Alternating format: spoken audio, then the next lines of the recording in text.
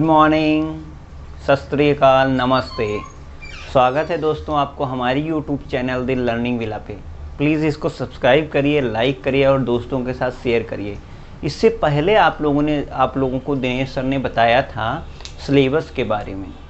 Syllabus में हिंदी का syllabus, math का सिलेबस जो 50 नंबर हैं वो आपको दिनेश सर पढ़ाएंगे। अच्छा पढ़ाएंगे, बहुत अच्छा पढ़ाएंगे, ऐसी हमको आशा है दिनेश सर से। उसके बाद जो सामान्य अध्ययन, सामान्य जीएस का जो प्रश्न है, जो सामान्य ज्ञान के जो सिलेबस है उसको हम देख रहे हैं, और ग्रामीण परिवेश वाला जिसमें ग्रामीण स्वास्थ्य सुविधाएं हैं, ग्रामीण योजनाएं हैं, गांव की जो समस्याएं हैं, वो वाला 50 नंबर हम पढ़ाएंगे आपको, हम बताएंगे। ऐसी आशा है कि आप लोगों को एक एक वीडियो में एक एक चीज़ क्लियर होगी। हर वीडियो में कम से कम 3 नंबर का शॉर्ट आपको मिलेगा। जो बूस्टर डोज रहेगी हम सबसे लास्ट में देंगे। तो आज जो सामान्य अध्ययन का, जो सामान्य जीएस का जो प्रश्न है, उसमें से जो टॉपिक है भारतीय राज्य व्यवस्था। ठीक, भारतीय राज्य व्यवस्था से मतलब है हमारे संविधान से, हमारे कॉन्स्टिट्यूशन से, हमारे देश की जो धार्मिक किताब है। जैसे हर हिंदू धर्म की एक धार्मिक किताब है, गीता है, रामायण है। मुस्लिम धर्म के लिए जो धार्मिक किताब है वो कुरान शरीफ है। ईसाई धर्म के लिए जो धार्मिक किताब है वो बाइबिल है। वैसे हमारे देश के लिए जो धार्मिक राष्ट्रीय पुस्तक है उसको हम कहते हैं संविधान, भारतीय संविधान। उस संविधान के दायरे में, संविधान के अनुसार जो तंत्र, जो व्यवस्था स्थापित होती है उसे हम लोग कहते हैं राज व्यवस्था। अब राज व्यवस्था के थोड़ा हम इतिहास जानते हैं, ये कहाँ से आई, कब से आई। प्राचीन इतिहास में महाराजा अशोक के समय से, या कह सकते हो अशोक के बाबा के समय से, यानी कि चंद्रगुप्त मौर्य के समय से, जो चंद्रगुप्त मौर्य थे उनके गुरु थे आचार्य चाणक्य। उन्होंने अपनी किताब अर्थशास्त्र में राज व्यवस्था किसे अनुसार कई सारी चीज़ें बताई। राजा की दिनचर्या बताई, मंत्रियों के कर्तव्य बताए, 7 तरीके के सूत्र बताए। उसके बाद हम बात करते हैं अगर संविधान की।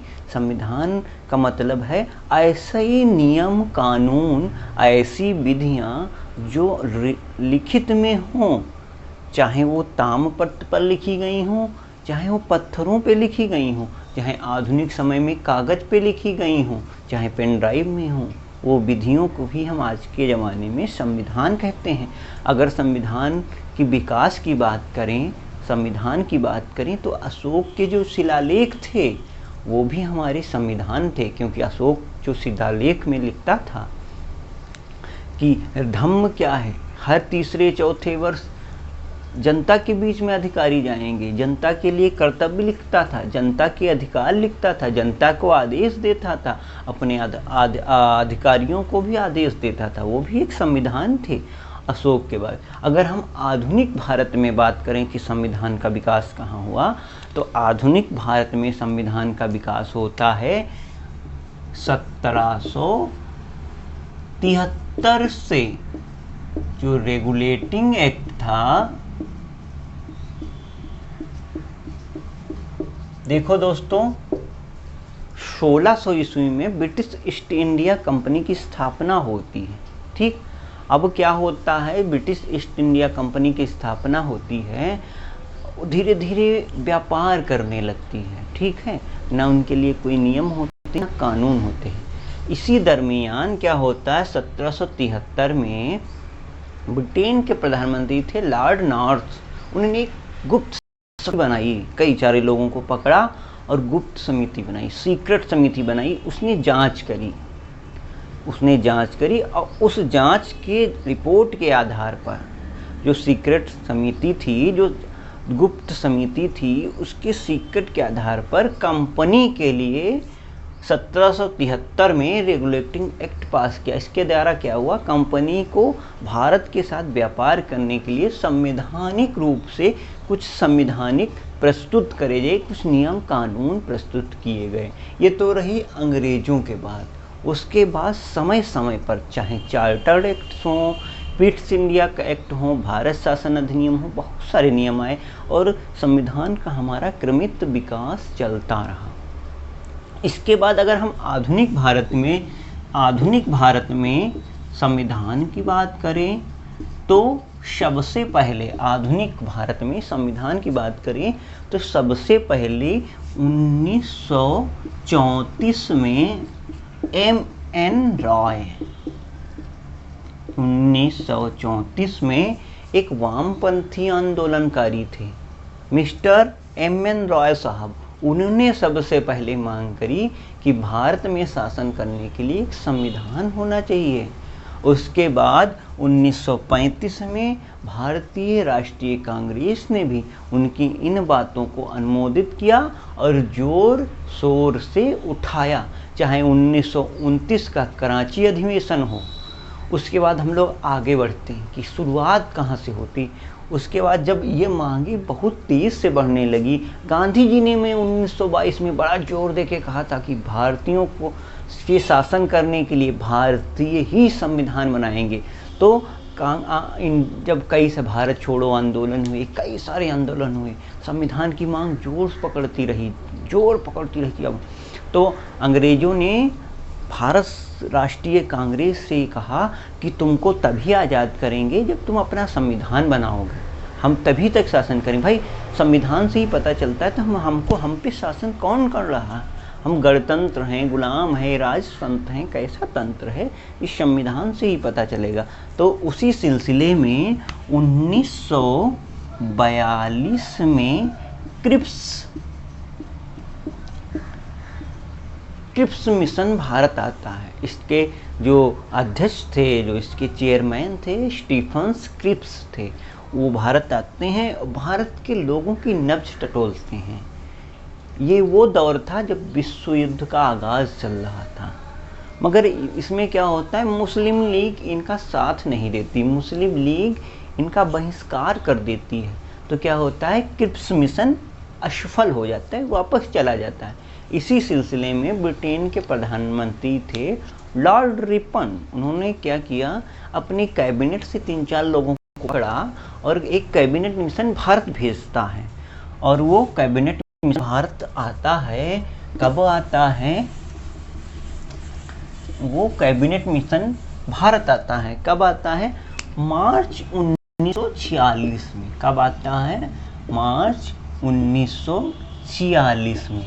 ठीक, जब मार्च 1946 में आता है तो ब्रिटेन की जो संसद होती है वो आधिकारिक रूप से भारत से कहती है कि आप अपना संविधान अपने लोगों के लिए बनाइए।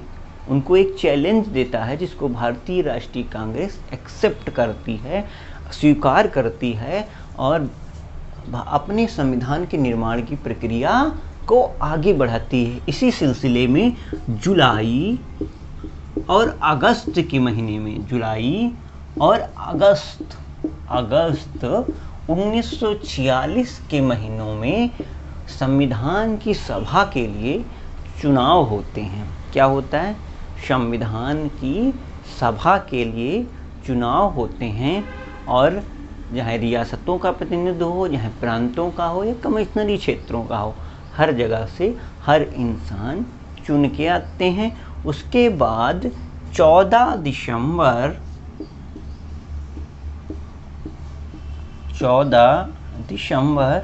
1946 को दिल्ली में संविधान सभा की पहली बैठक होती है। कहाँ, आज के संसद भवन के सेंट्रल हॉल में। 14 दिसंबर 1946 को नई दिल्ली में संविधान सभा की पहली बैठक होती है। बहुत क्वेश्चन है, इम्पोर्टेंट। उसके बाद हम लोग क्या करते हैं, जब बैठक होगी तो कोई ना कोई तो अध्यक्ष होगा, तो हम लोग फ्रांस का जो संविधान है उसका अनुसरण करते हैं और एक वरिष्ठ जो सदस्य होते हैं उनका कार्यकारी अध्यक्ष या अस्थायी अध्यक्ष निर्वाचित करते हैं। जो अस्थायी अध्यक्ष थे उनका नाम था डॉक्टर सच्चिदानंद सिन्हा। क्या नाम था, डॉक्टर सच्चिदानंद सिन्हा साहब। वे सबसे वरिष्ठ थे। इनको कार्यकारी अध्यक्ष का नियुक्त किया जाता है। इसके बाद हम लोग आगे बढ़ते हैं और एक कार्यकारी अध्यक्ष तो हमारे पास आ गया है। अब अगर संविधान को सभा को प्रॉपर तरीके से बैठकें करनी होगी तो एक स्थायी अध्यक्ष होना चाहिए, नहीं होना चाहिए। तो अगली बैठक में डॉक्टर राजेंद्र प्रसाद को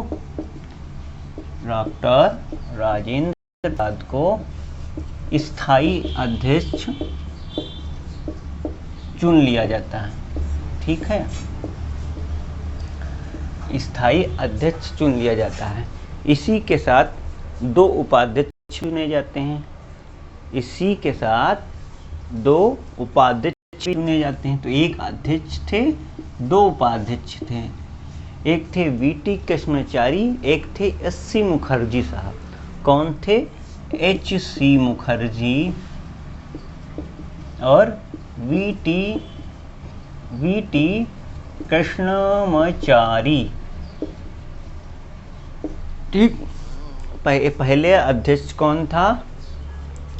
अब ये यहाँ पे एक क्वेश्चन उठता है कि संविधान सभा के अस्थायी सदस्य अध्यक्ष कौन थे? तो आप लोग क्या बताएंगे? सच्चिदानंद सिन्हा।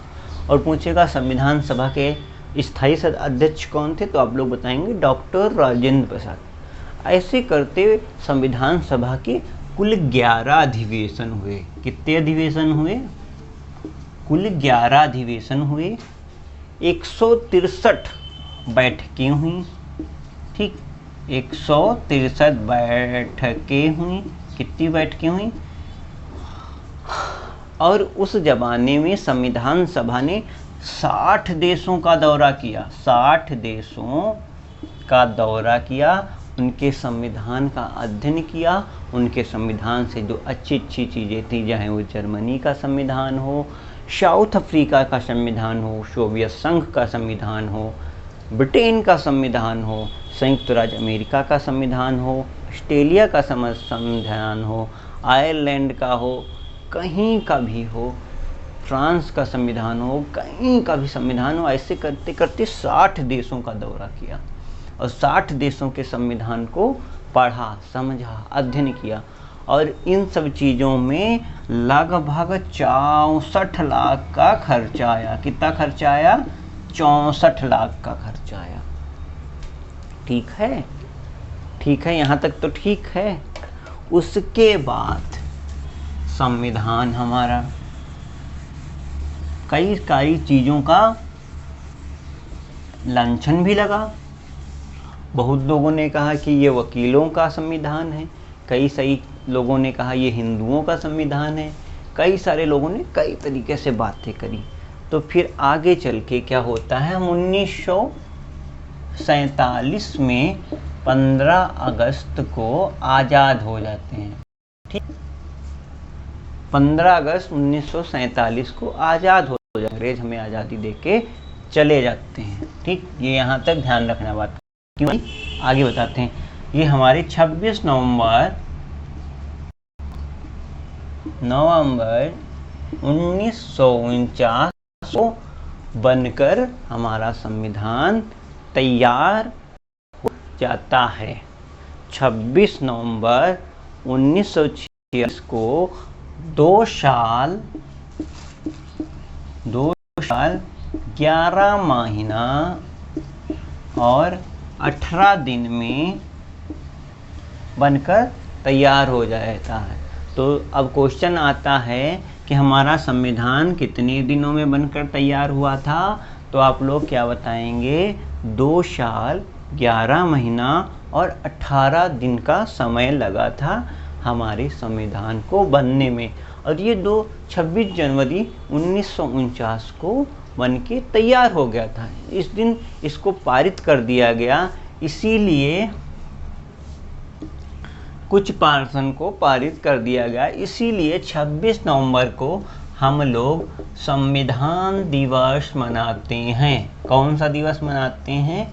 संविधान दिवस मनाते हैं। कई बार क्वेश्चन आता है कि संविधान दिवस कब मनाया जाता है? तो आप लोग बताएंगे 26 नवंबर को हम लोग संविधान दिवस मनाते हैं। 26 November is the constitution day. 26 November is the constitution day. 26 नवंबर संविधान दिवस है।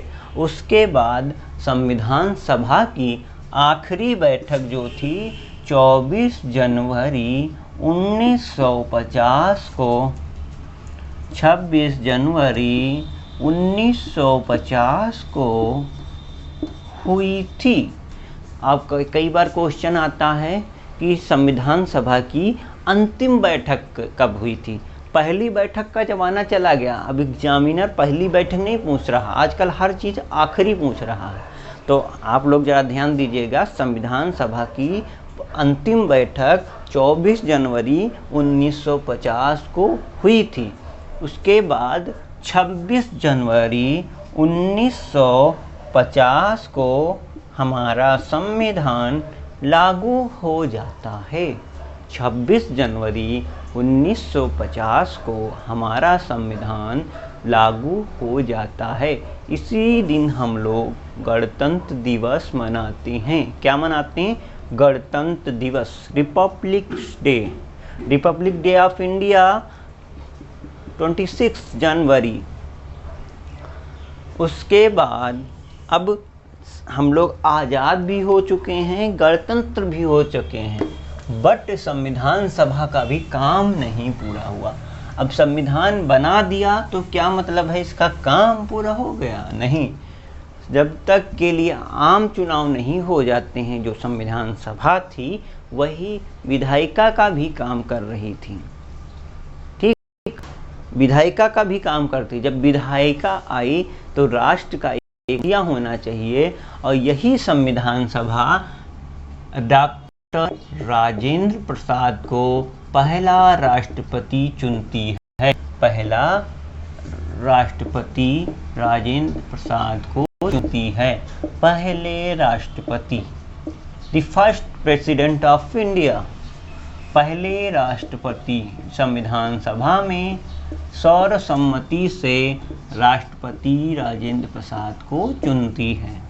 ठीक, यही विधायिका का भी काम करती थी, यही अंतरिम संसद का भी काम करती थी, जब तक के लिए 1952 में आम चुनाव नहीं हो गए भारत में। उसके बाद ये स्थगित कर दी जाती थी। अब आगे हम लोग बात करते हैं, आगे हम लोग बात करते हैं कि इतना बड़ा संविधान अकेले आदमी के बस में नहीं था। अकेले आदमी के लिए बनाने के लिए बड़ी सारी समस्याएं होती थी, तो समस्याएं अकेले आदमी कदापि नहीं बना पाएगा। इसलिए क्या हुआ, जैसे हमारे लोगों हैं, अपने लोगों हैं, शादी बारात होता है कुछ, तो क्या करते हैं, छोटू भैया आप खाना देख लो, मौसा जी आप हलवाई के पास चले जाओ, चाचा जी आप द्वाराचार पे रहना, पापा जी आप मेहमानों से पूछते रहना खाना चाहिए। एक लोगों को हम लोग कार्ड लिखने पे लगा देते कि कितना हमको व्यवहारी दिया, कितना न्योता दिया, कितना पैसा आया। हर आदमी को हम लोग काम बांट देते हैं, जिससे काम अच्छे से हो जाए, बढ़िया ढंग से हो जाए। उसी तरीके से संविधान का जब निर्माण हुआ भारत में, तो हर आदमी के लिए, हर इंसान के लिए इतना बड़ा संविधान बनाना बहुत मुश्किल था, बहुत लंबा टास्क था। तो इसलिए क्या करते हैं, छोटी छोटी समितियाँ, बड़ी बड़ी समितियाँ बनाई गई। हर आदमी को, किसी को झंडा समिति का अध्यक्ष बनाया गया, किसी को प्रांतीय समिति का सदस्य बनाया गया, किसी को संघ की शक्तियों का संबंध बनाया गया। ठीक, तो आज हम लोग अब बात करेंगे संविधान की समितियाँ कौन कौन सी थीं। तो सबसे पहले आती है संघ शक्ति समिति। संघ शक्ति समिति, ठीक। संघ से क्या मतलब है, केंद्रीय व्यवस्था से। ठीक, हमारा जो संविधान है केंद्रीय के साथ साथ में स्टेट को भी पावर देती है, राज्यों को भी, मतलब केंद्रीय के साथ साथ विकेंद्रीय भी है। अब हम यहाँ पे एक बात करते हैं कि संविधान ने, जो संविधान के निर्माता थे, उन्होंने शक्तियों का बंटवारा किस तरीके से किया। आप लोग अमेरिका का नाम तो सुने ही होंगे। अमेरिका का पूरा नाम क्या है, कोई बताएगा? अमेरिका का पूरा नाम है संयुक्त राज्य अमेरिका, मतलब यूनाइटेड स्टेट ऑफ अमेरिका। तो इसका मतलब क्या होता है कि अमेरिका जो है छोटे छोटे राज्यों से मिलकर बना है, उसे हम लोग अमेरिका कहते हैं। मतलब अमेरिका छोटे छोटे राज्य हैं, कैलिफोर्निया हो, वाशिंगटन हो, अलास्का हो, ये सब छोटे छोटे राज्यों हैं या राज्यों से मिलकर बना है, उसे हम लोग अमेरिका कहते हैं। मगर भारत में भी यही समस्या थी। भारत में भी छोटे राज्य हैं, मद्रास हो, चाहे मध्य प्रांत हो, महाराष्ट्र हो, गायकवाड़ हो, बंगाल हो, छोटे छोटे राज्य। मगर यहाँ पे क्या हुआ, भारत को एकता, एक सूत्र में बांधने के लिए ऐसी व्यवस्था करी गई कि हम लोग अमेरिका की तरह अलग अलग होके भी एक हैं, ऐसी व्यवस्था नहीं, हम लोग एक होके अलग अलग हैं। पहला कॉन्स्टिट्यूशन का पहला ही आर्टिकल कहता है, पहला अनुच्छेद कहता है, India will be union of state. India will be union of state, मतलब भारत संघों का राज्य है, ना कि राज्यों का संघ है। अमेरिका का मतलब है, अमेरिका राज्यों का एक बहुत बड़ा संघ है। भारत में क्या है, भारत संघ है, उसके छोटे छोटे राज्य हैं। तो इसीलिए संघ की शक्तियाँ, तब संघ, राज्य और केंद्र में लड़ाई ना हो, इसीलिए समिति बनाई गई। इसके अध्यक्ष कौन थे? पंडित जवाहरलाल नेहरू। पंडित जवाहरलाल नेहरू, ठीक। जब इतना बड़ा संविधान बनाया तो उसका कहीं ना कहीं हम लोग जब घर मकान बनाते हैं तो क्या कहते, पहले क्या करते हैं, हम लोग नक्शा बनाते हैं, एक छोटा सा प्रारूप बनाते हैं कि कहाँ पे किचन होगा, कहाँ पे बाथरूम होगा, कहाँ पे आंगन होगा, कहाँ पे सीढ़ियाँ बनेगी। हर चीज़ का एक छोटा छोटा माइंड में नक्शा बनाते हैं, या पेपर पे नक्शा बनाते हैं, या किसी से बनवाते हैं। ऐसे ही इतने बड़े देश के लिए जहाँ पे बोलचाल अलग है, पर्वत पठार अलग हैं, रेगिस्तान अलग है, पत्थर अलग हैं, हर चीज़ अलग है, उसके लिए एक प्रारूप बनाया गया। उस प्रारूप समिति के अध्यक्ष कौन थे? प्रारूप समिति के अध्यक्ष कौन थे? Doctor B.R. अम्बेडकर। कौन थे? डॉक्टर साहब भीमराव अम्बेडकर थे। यही संविधान सभा के कानूनी सलाहकार भी थे। कौन थे? कानूनी सलाहकार। कौन थे? कानूनी सलाहकार। इसकी ड्राफ्टिंग भी इन्होंने की थी। किन्होंने की थी? इन्होंने ड्राफ्टिंग भी थी। किसने की थी? Doctor B.R. अम्बेडकर। इसलिए रियासतों का समिति, रियासत वाली,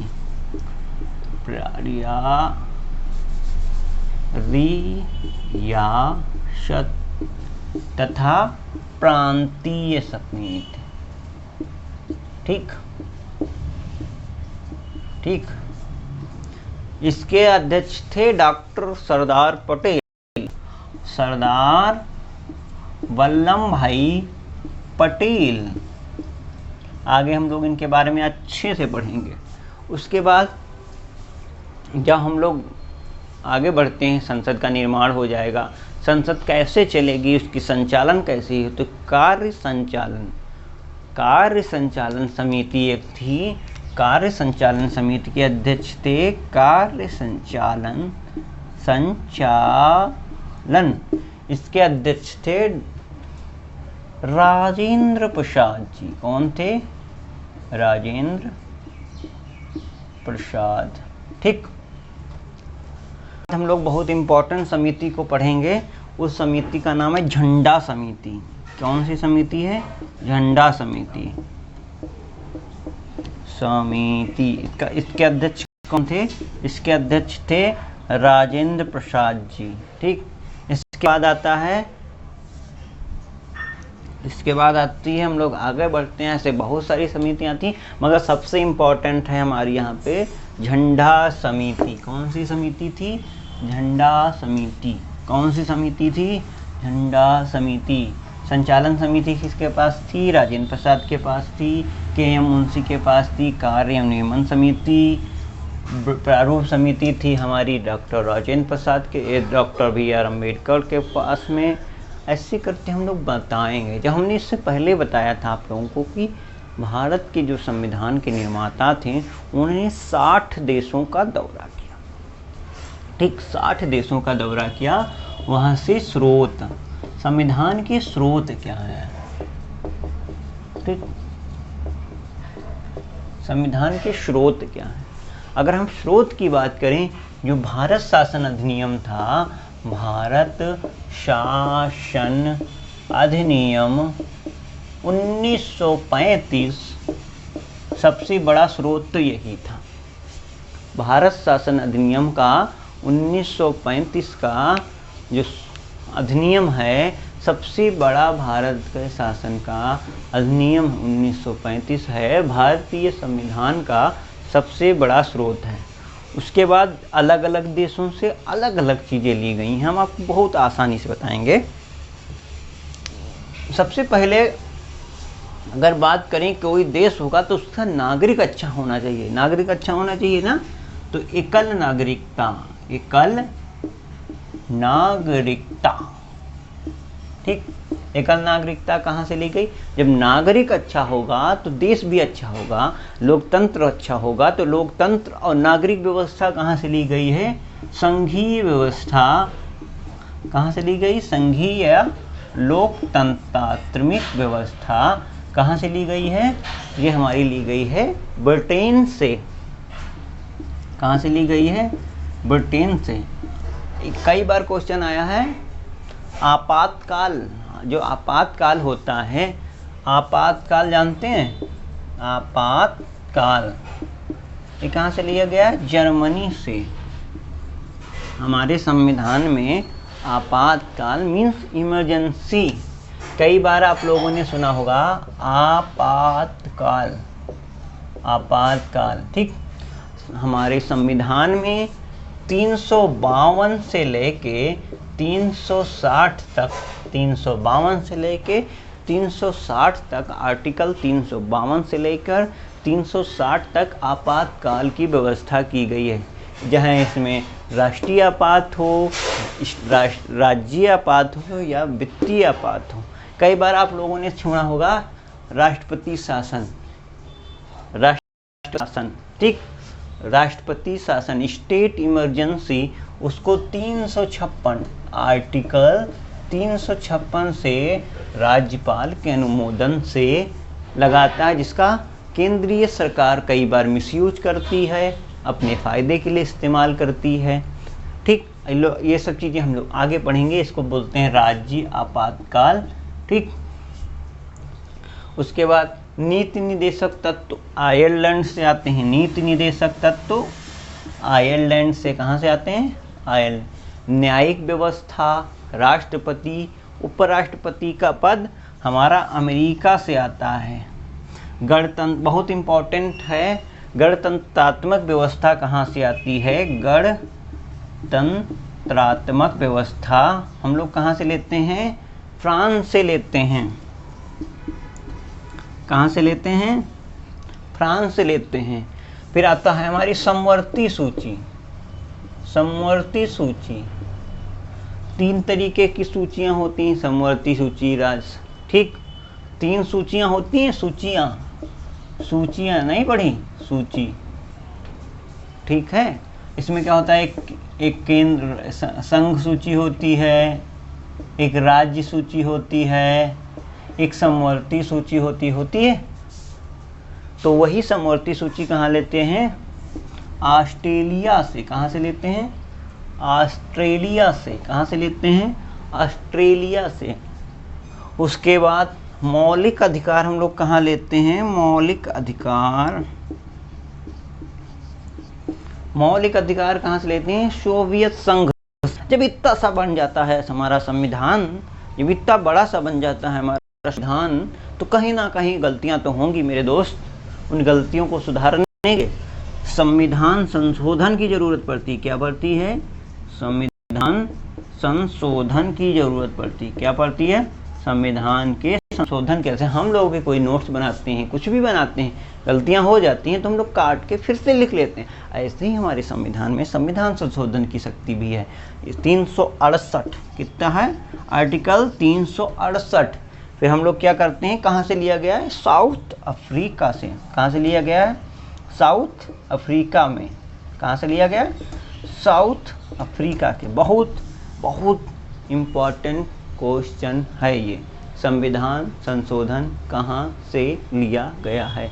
मौलिक अधिकार कहाँ से लिए गए हैं, सोवियत संघ से लिए गए हैं।